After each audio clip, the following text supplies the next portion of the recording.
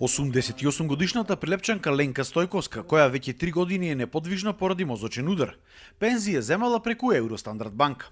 Кога денок венезиниот син Блаже Стојковски сакал пензијата да ја префрли во друга банка, од сите експозитури во Прилеп бил одбиен со образложение дека поради COVID-19 и годишните одмори немале персонал кој би можел да оди по домовите и побарале неговата мајка лично да ги потпише документите. Стојковски вели дека ова било апсурд, затоа што неговата мајка ниту зборува, ниту може да се движи, ниту пак има начин како во лежечка состојба да ја однеси на банка. Како можеме сега, болен човек, вакав, да го однесеме в банка. Не знае, ниту зборува, ниту разбира што ќе вида. Само еден труп што диши, ништо друго. Не може да размислува, не може да зборува, не може да подпишува. Не знам сега и за ваков случај дали ќе дојде воопшто и брза помош.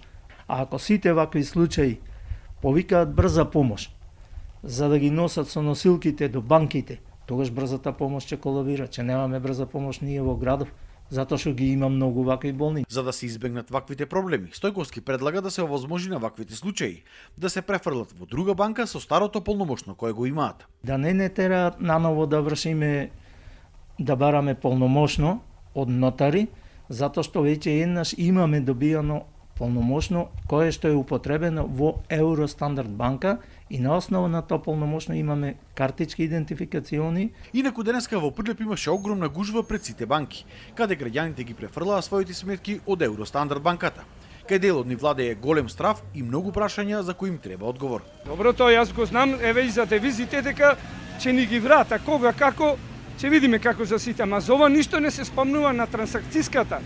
Што имаме за останати пензии, како да ги бараме, како да ги подигнеме, утре може да ми требаат.